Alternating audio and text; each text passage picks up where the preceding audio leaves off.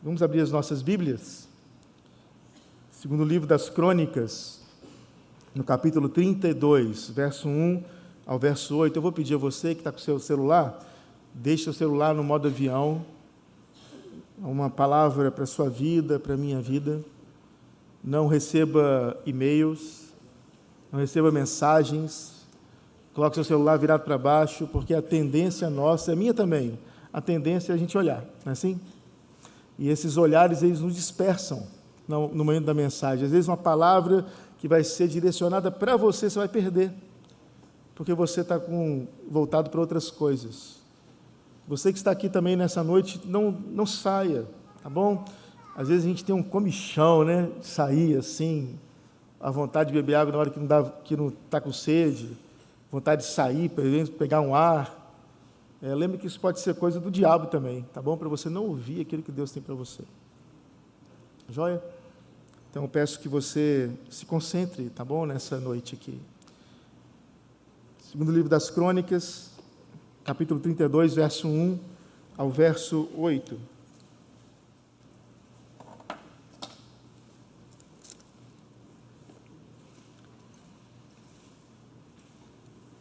Vou repetir, segundo livro das Crônicas, verso 1 ao verso 8.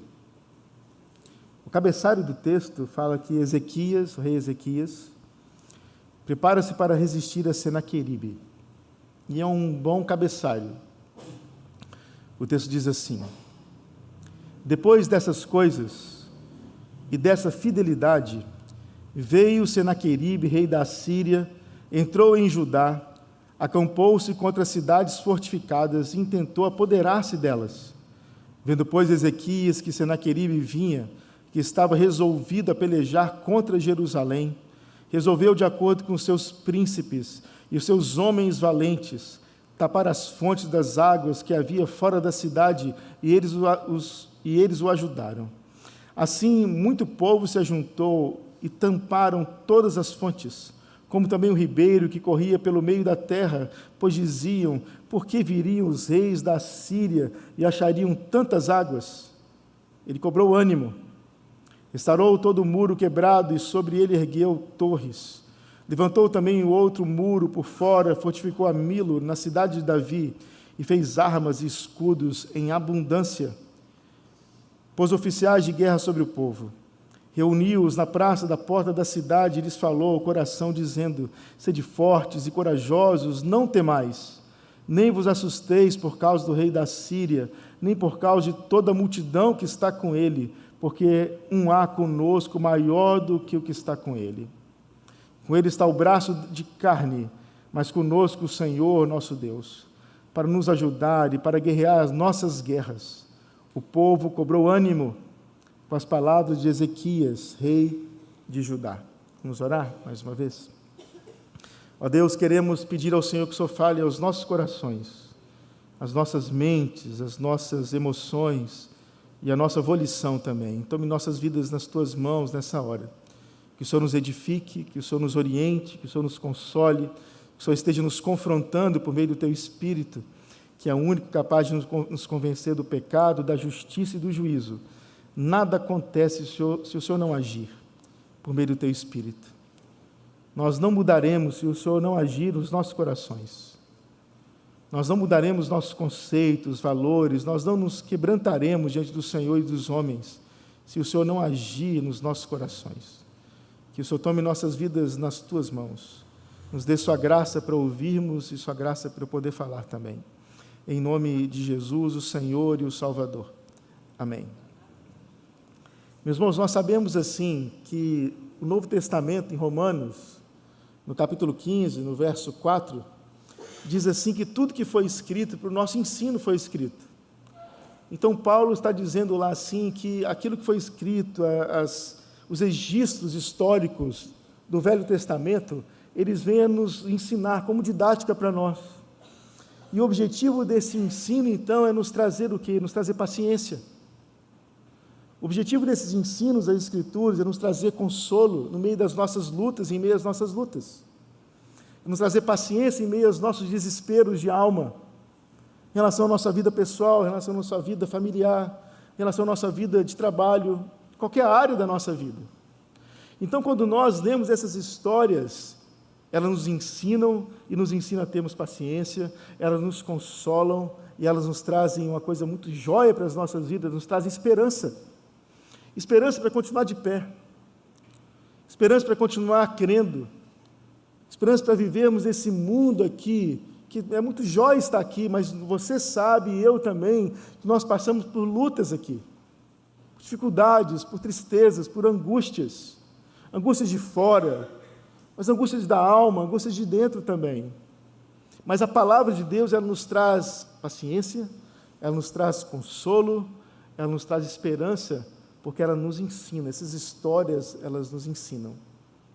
E antes de a gente falar dessa história, nós temos que lembrar que nós temos 3 inimigos na nossa caminhada cristã, nessa peregrinação cristã, onde nós estamos caminhando para a casa celestial, para a vida eterna, para o novo céu, para a nova terra que nós teremos aqui.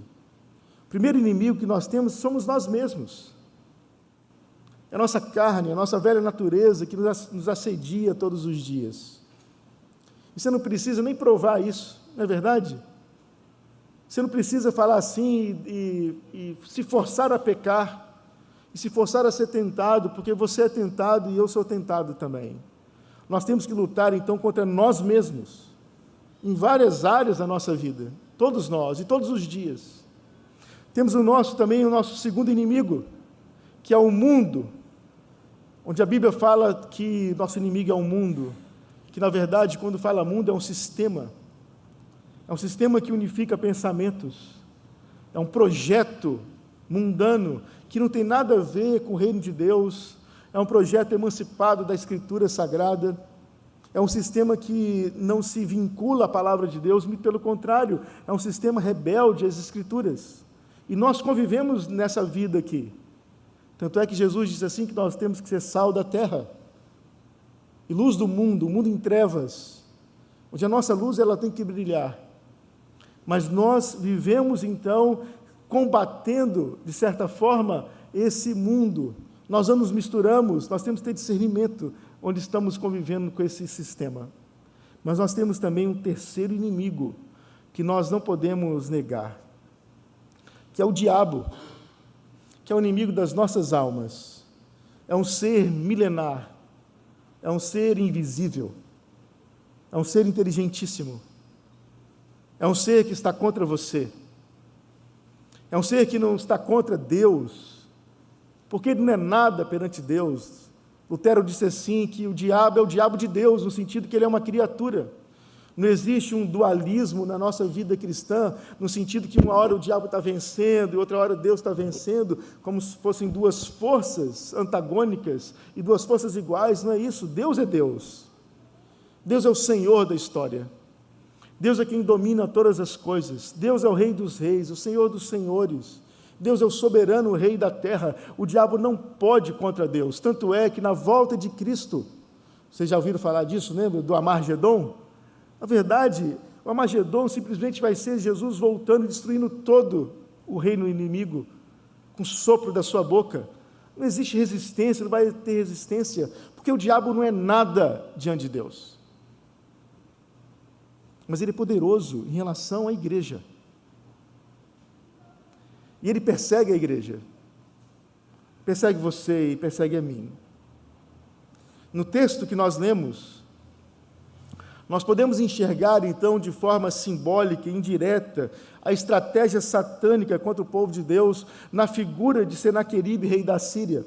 Isso é lógico porque na teologia bíblica, por exemplo, Faraó, ele tipificava, uma teologia bíblica, Faraó era o simbolismo, na verdade, melhor dizendo, do diabo contra o povo de Deus. E nesse sentido, nós podemos colocar Senaqueribe como uma estratégia satânica para destruir também o povo de Deus. Ezequias fazia parte da aliança, e você se lembra disso. Ezequias fica doente, lembram disso? Ezequias ficou doente. Ele se volta o seu rosto para a parede, ele faz uma oração assim, olha Deus, eu fui fiel. O Senhor sabe que eu sou fiel. O Senhor sabe do meu coração. O Senhor sabe quem eu sou, o que eu fiz. Ele abre o coração para Deus e diz assim, o Senhor sabe quem eu sou. e chora muitíssimo. E o texto diz assim, que Deus chega para ele, por meio de Isaías, e fala assim, Isaías já estava saindo do pórtico, e Deus fala com Isaías assim, volta lá. Eu ouvi a oração dele. E fala que ele vai viver mais 15 anos. Sabe por quê? Porque seu filho, que seria o seu descendente, e na ascendência de Jesus Cristo não tinha nascido ainda. Ezequias não poderia morrer. Deus então dá mais 15 anos para Ezequias, e ele teve então seu filho. E daí então toda a geração, a dinastia, até chegar em Jesus Cristo. E olha só que o contexto então, Ezequias, rei de Judá, ele foi um autor de uma reforma religiosa tremenda. Quando o texto diz assim, verso 32, capítulo 32, verso 1, depois dessas coisas, e dessa fidelidade veio Senaqueribe, rei da Síria, entrou em Judá, acampou-se contra as cidades fortificadas e intentou apoderar-se delas. Ezequias, então, rei de Judá, autor de uma reforma religiosa estrondosa, olha o que ele fez.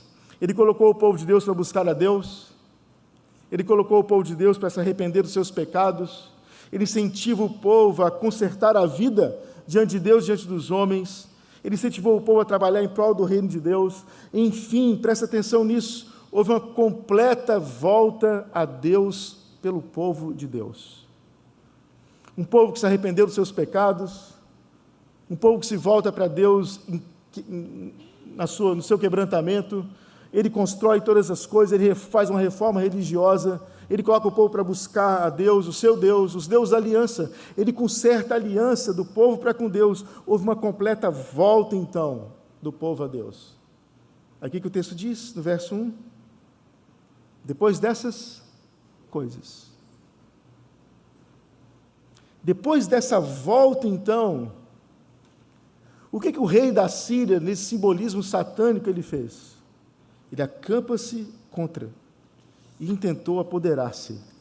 Ou seja, meus irmãos, presta atenção nisso. Depois do retorno de uma vida santa, de uma vida fiel, de uma vida obediente, de uma vida reta do povo de Deus, sua, minha, vem retaliação por parte do diabo às nossas vidas. Nós temos que atentar a isso. Você que está aqui, você tem consertado sua vida, você tem se voltado para Deus, se arrependido dos seus pecados, voltado a buscar a Deus, voltado a ler as Escrituras,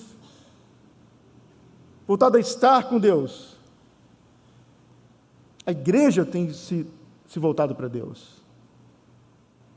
Nós estamos buscando a Deus, os homens da madrugada, 40 homens orando, buscando a Deus, um milagre. Reuniões de oração, escola dominical. Eu estava lembrando esses dias, assim, na escola dominical aqui, tinham poucas pessoas, há alguns anos. Pouquíssimas pessoas.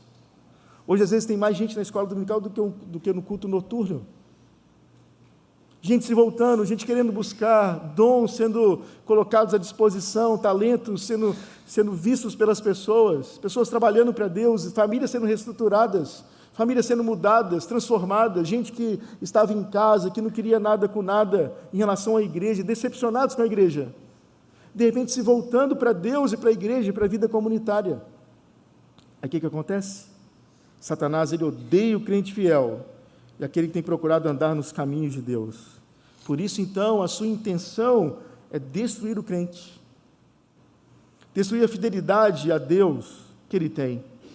E isso de forma sutil e estratégica. A Bíblia diz assim, 1 de Pedro, capítulo 5, verso 8, que o diabo, nosso adversário, ele anda ao derredor, né, Elton? Ao derredor. Mas ele anda. Ao derredor, como um leão que ruge, procurando alguém para devorar. Essa metáfora do leão querendo procurar alguém para devorar, a ideia não é devorar você, a ideia é destruir a sua fé. Fazer com que você desconfie de Deus, fazer com que você não aguente mais. Essa é a estratégia dele, ele oprime, para depois ter o total domínio. O texto diz assim, acampou-se, intentou apoderar-se. Isso o diabo faz conosco.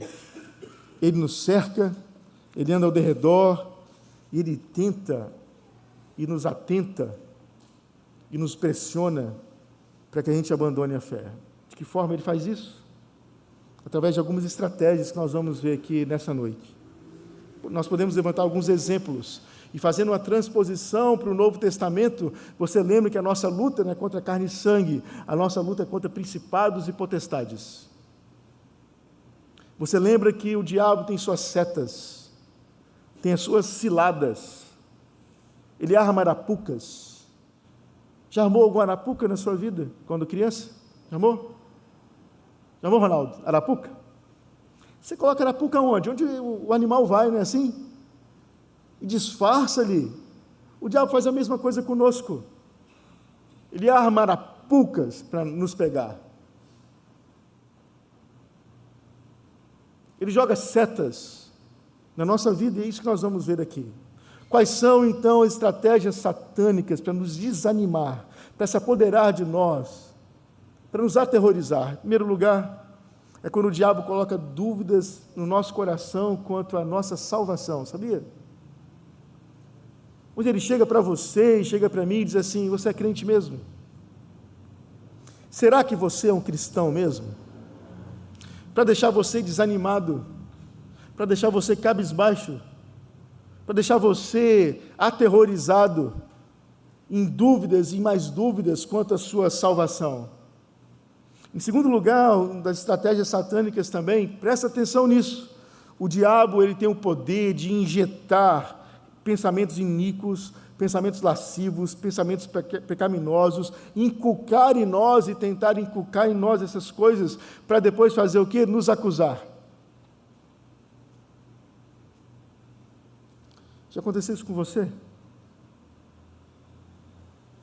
São pensamentos depravados, vingativos às vezes, odiosos, pensamentos homossexuais, onde as pessoas hoje, meninos e meninas, na pré-adolescência e na adolescência, estão em dúvidas se são homens mesmo, se são mulheres.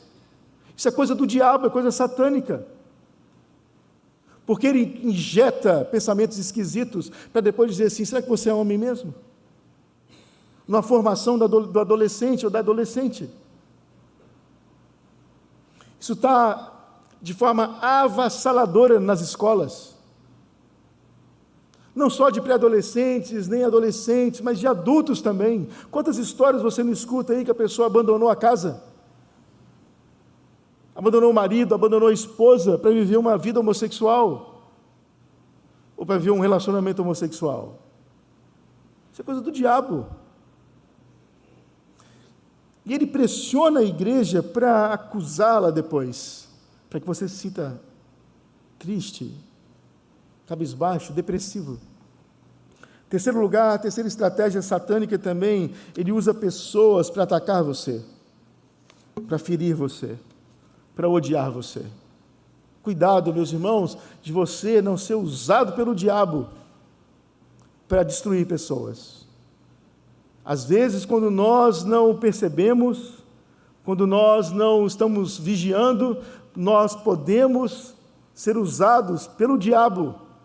Jamais seremos dele, jamais ele irá entrar em nós, jamais seremos possessos, porque temos o selo do Espírito Santo na nossa vida, mas se nós vacilarmos, se nós não vigiarmos, nós poderemos ser boca satânica para as pessoas. No meio da nossa vida, nossos conceitos, nossos valores, nosso temperamento, nós podemos destruir pessoas.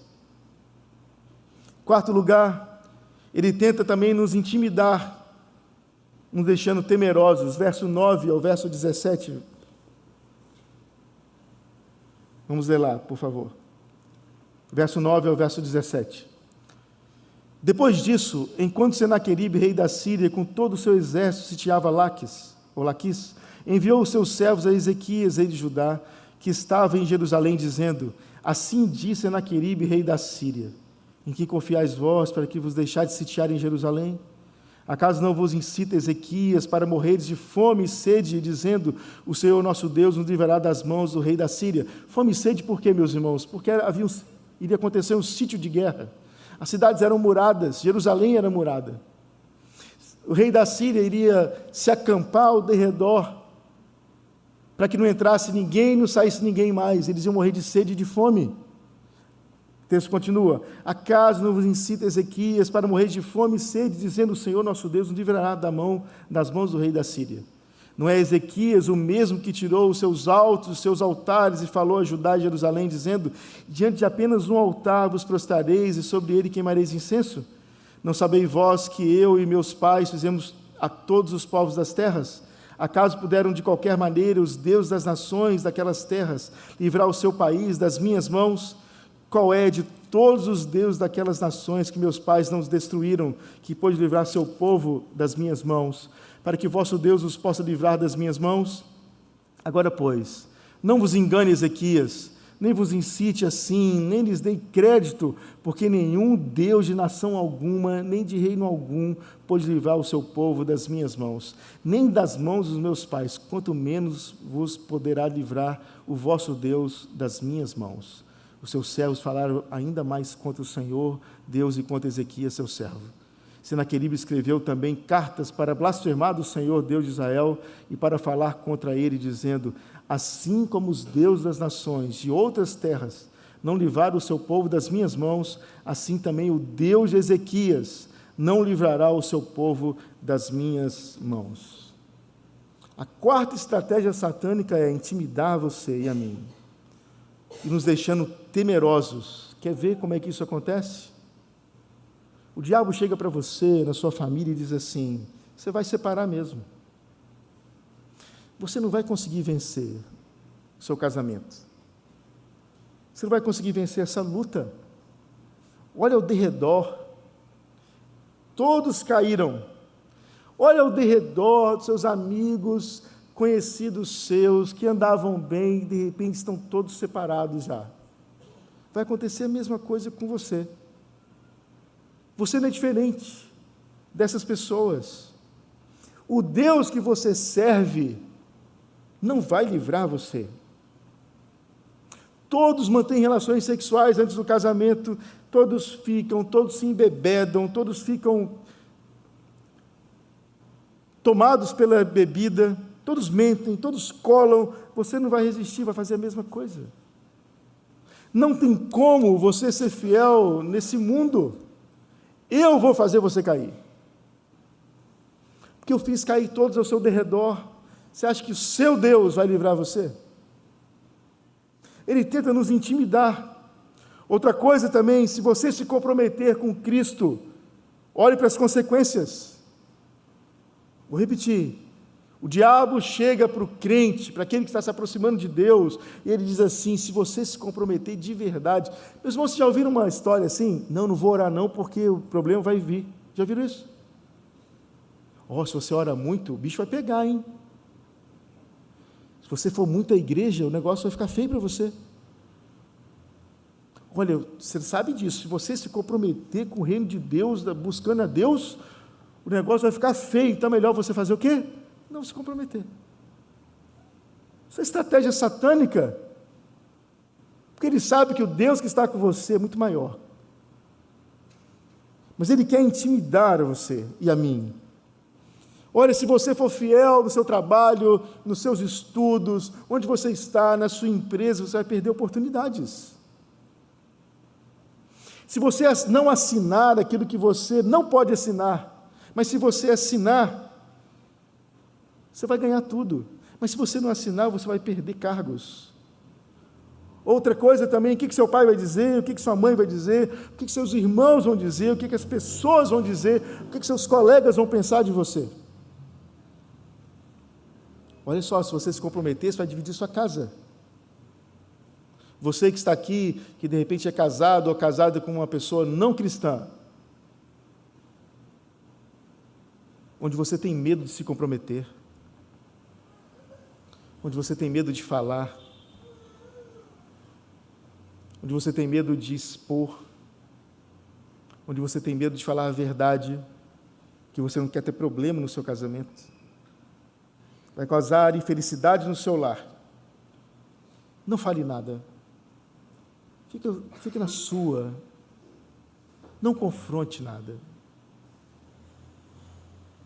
E seus amigos na escola, no seu trabalho, o que eles vão pensar se você se comprometer?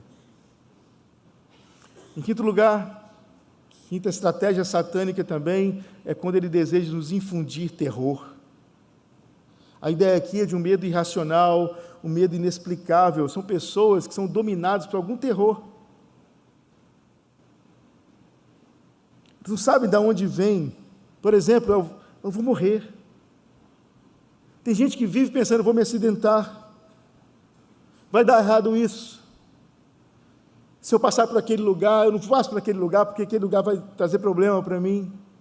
Pessoas dominadas por isso, por medos irracionais. Isso é coisa satânica.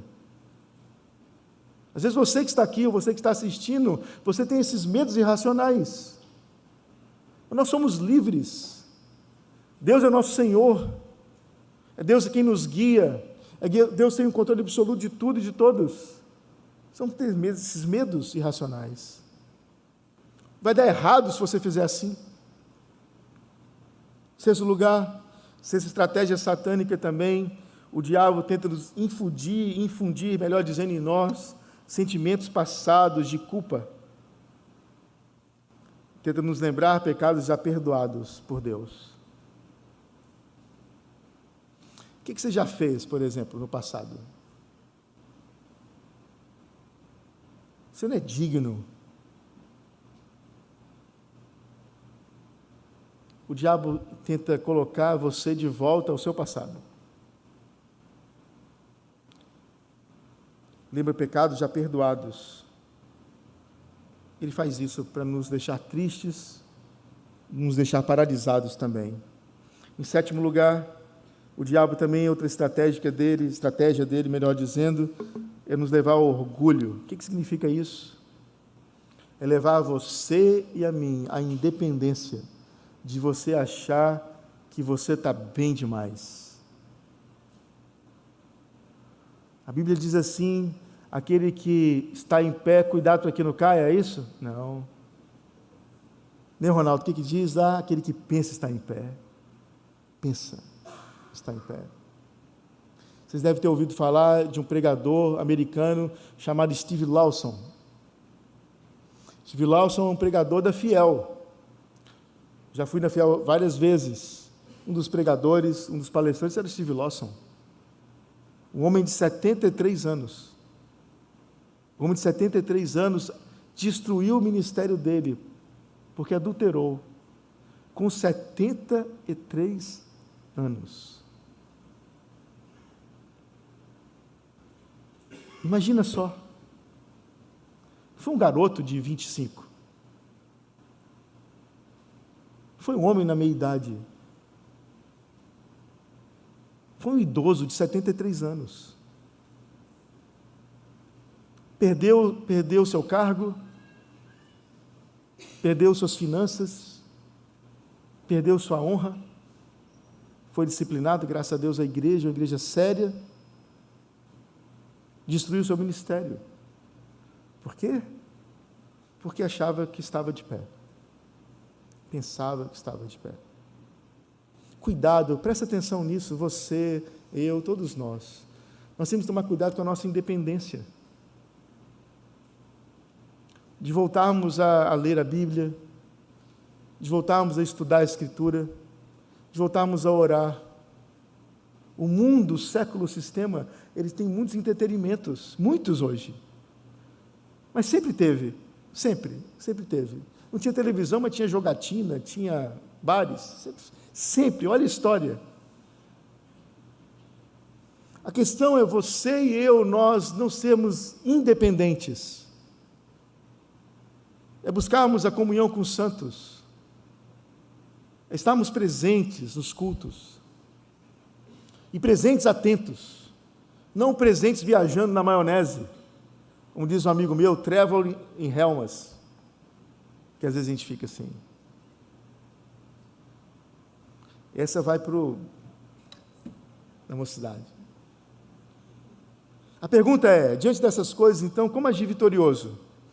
O que fazer, qual a saída, qual o caminho que nós temos que trilhar? O que esse texto nos ensina? Em primeiro lugar, é ter total confiança na providência divina, presta atenção, ter total confiança na providência divina não significa que nós devemos nos isentar da nossa responsabilidade humana. Verso 3, vamos ler lá, por favor. O texto diz assim, vamos ver, a partir do verso 2. Vendo, pois, Ezequias que Senaqueribe vinha e que estava resolvido a pelejar contra Jerusalém, resolveu, de acordo com seus príncipes e seus homens valentes, tampar as fontes das águas que havia fora da cidade, e eles os ajudaram. Assim, muito povo se ajuntou e taparam todas as fontes, como também o ribeiro que corria pelo meio da terra, pois diziam, por que viriam os reis da Síria e achariam tantas águas? Olha só, era um sítio de guerra. Eles estavam, então, se apoderando das terras ali, se aproximando da cidade, só que antes de se aproximarem, para estarem perante os muros de Jerusalém, o que eles fizeram? Vamos fazer o seguinte, vão tampar todas as fontes das águas, para que eles não tenham condições de beber água, vai matar esse exército de sede. E o que isso significa para nós, que estamos aqui no século 21? O que significa para a gente? A Bíblia nos manda sermos prudentes como a serpente. Temos que ser simples como as pombas também. Mas ela nos manda sermos prudentes. Ela nos manda sermos inteligentes. Então nós temos que confiar que Deus está conosco, que Deus vai nos salvar, que Deus é o Senhor, que Deus Ele guia a nossa vida, que Deus nos protege. Mas nós, como crentes, nós devemos então ser inteligentes e perceber essas estratégias que foram colocadas aqui. Sabe qual a maneira de você vencer o diabo? É você saber das estratégias dele. Se você sabe, por exemplo, olha só, que ele vem e coloca coisas na sua cabeça, você sabe que é coisa dele.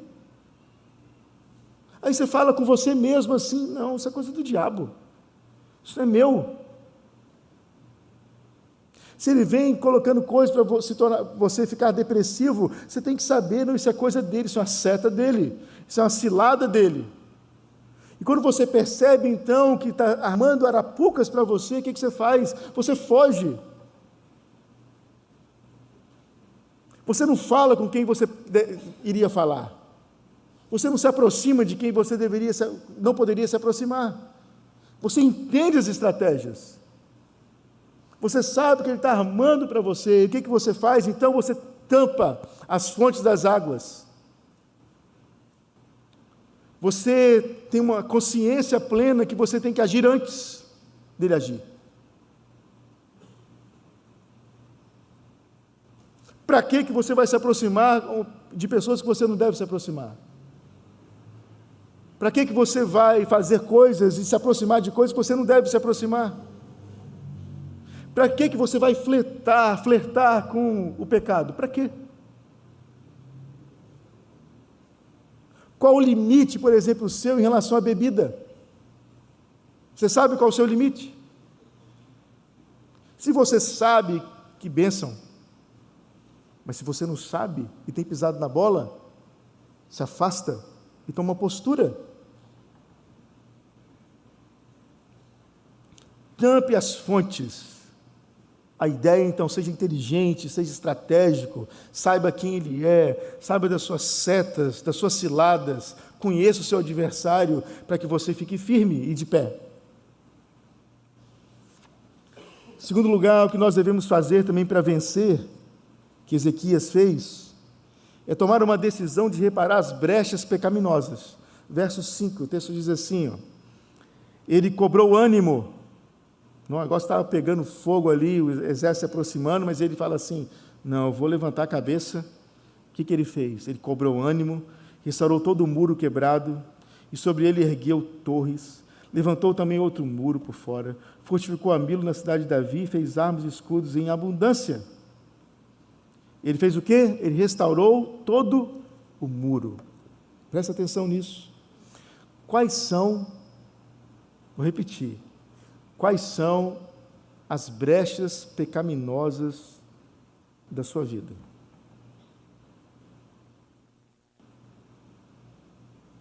Você que está aqui à minha esquerda, quais são as brechas pecaminosas da sua vida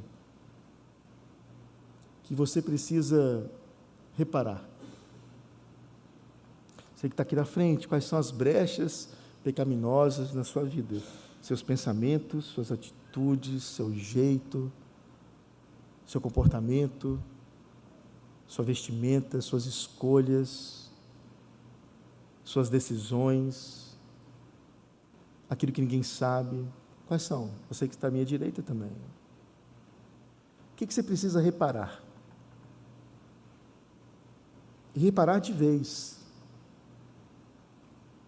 Terceiro lugar, que o texto nos ensina, que Ezequias nos ensina, lembrando os irmãos que tudo que foi escrito, o nosso ensino foi escrito, para que tenhamos paciência, para que tenhamos consolo, para que tenhamos esperança. Em terceiro lugar, ter uma atitude de vigilância constante. Verso 5, de novo, a parte B diz assim: ele cobrou ânimo, animou, restaurou todo o muro quebrado, e sobre ele ergueu torres, levantou também outro muro por fora, fortificou a Milo, na cidade de Davi, fez armas e escudos em abundância. Meus irmãos, de forma metafórica, simbológica, o que o Novo Testamento, em Efésios capítulo 6, fala a respeito de espada e escudo? Espada é a palavra de Deus, não é assim? E escudo é o escudo da fé. Você sabia disso, que o escudo romano é um escudo muito grande, assim, mais de 1,5 metros, se não me falha a memória, era um escudo de madeira, revestido com uma espécie de couro, ao seu derredor tinha uma haste, né, de ferro, ele era embebido em água, sabe para quê? Porque o soldado, ele ficava atrás, ele conseguia, porque o escudo era muito grande, ele conseguia ficar atrás do escudo, e vinham as flechas incendiárias. Se você viu aqui o Gladiador 1, lembra do Gladiador 1? A cena inicial do filme é assim. Gladiador 2 é novembro agora. A cena inicial do filme é assim: vem uma chuva de flechas. Aí o soldado romano, o que ele fazia? Estava atrás ali, aquele escudo era embebido em água e apagava os dardos inflamados do inimigo. E o texto diz aqui que Ezequias fez o quê? Armas e escudos em abundância. Em abundância. Não foi só a oração na hora nesse escudo da fé, na hora de comer.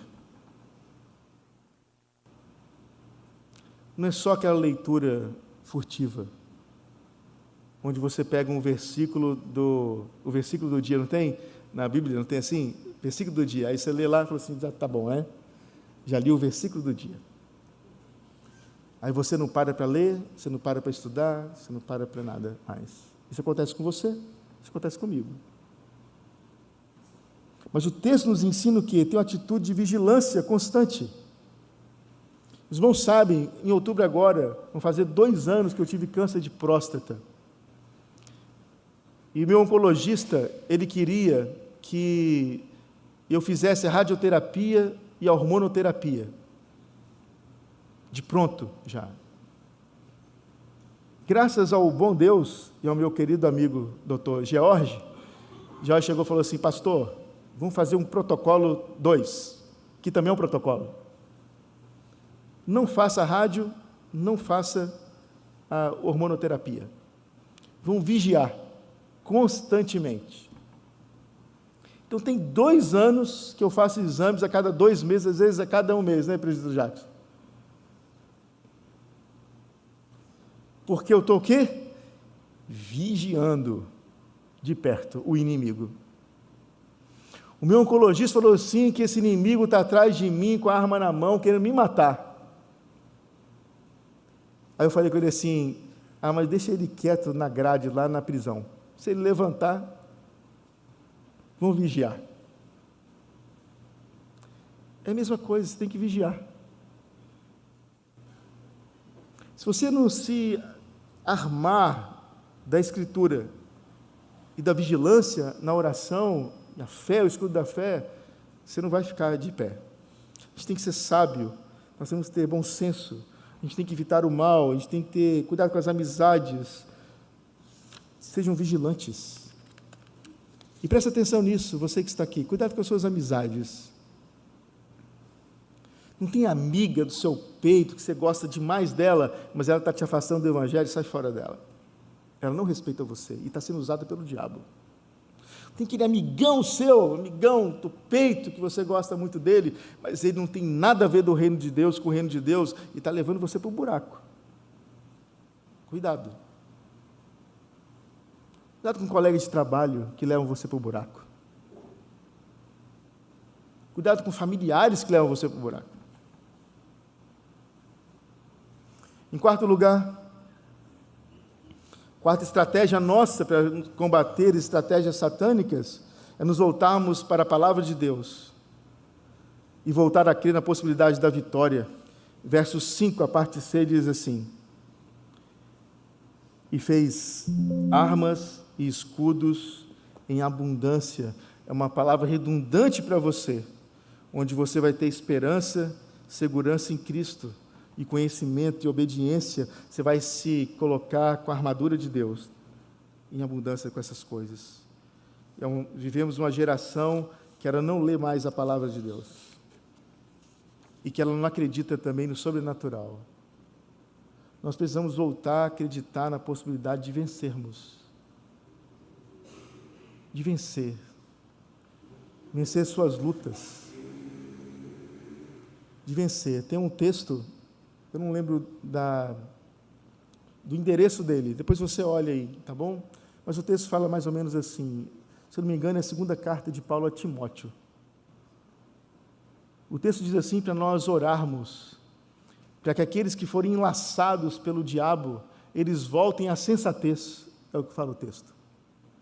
Nós temos que orar para que essas pessoas que estão enlaçadas pelo diabo, elas voltem à sensatez. Nós temos que buscar a Deus, para que aqueles que estão assim, que eles voltem à sensatez. Em quinto lugar, que o texto nos ensina, é que nós, muitas vezes, meus irmãos, nós precisamos buscar ajuda na irmandade cristã. Verso 19, no capítulo 32, diz assim, 19 e 20. Falaram do Deus de Jerusalém, como os deuses dos povos da terra, obras das mãos dos homens. Foi isso que Senaqueribe falou com Ezequias. Porém, o rei Ezequias e Isaías, o profeta, filho de Amós, oraram por causa disso e clamaram ao céu. Ezequias foi pedir ajuda a Isaías. Ezequias não foi orar sozinho, Ezequias foi buscar ajuda do profeta. E foi buscar ajuda na irmandade.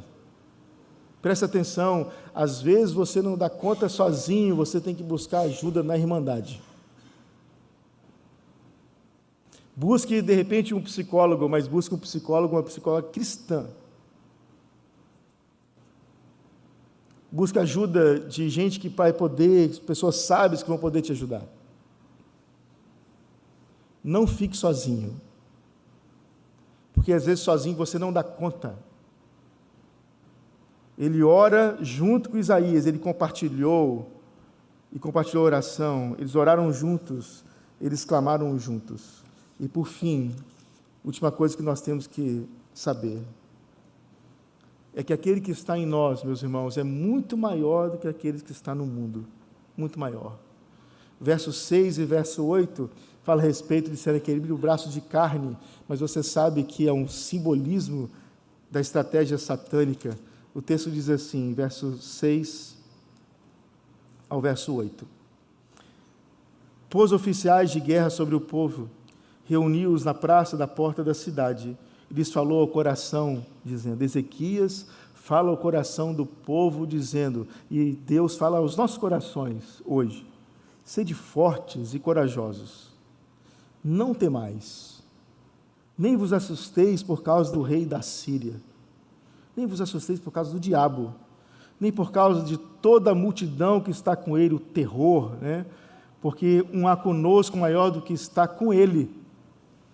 Com ele está o braço de carne, mas conosco o Senhor, nosso Deus, para nos ajudar e para guerrear as nossas guerras. O povo cobrou ânimo com as palavras de Ezequias, rei de Judá.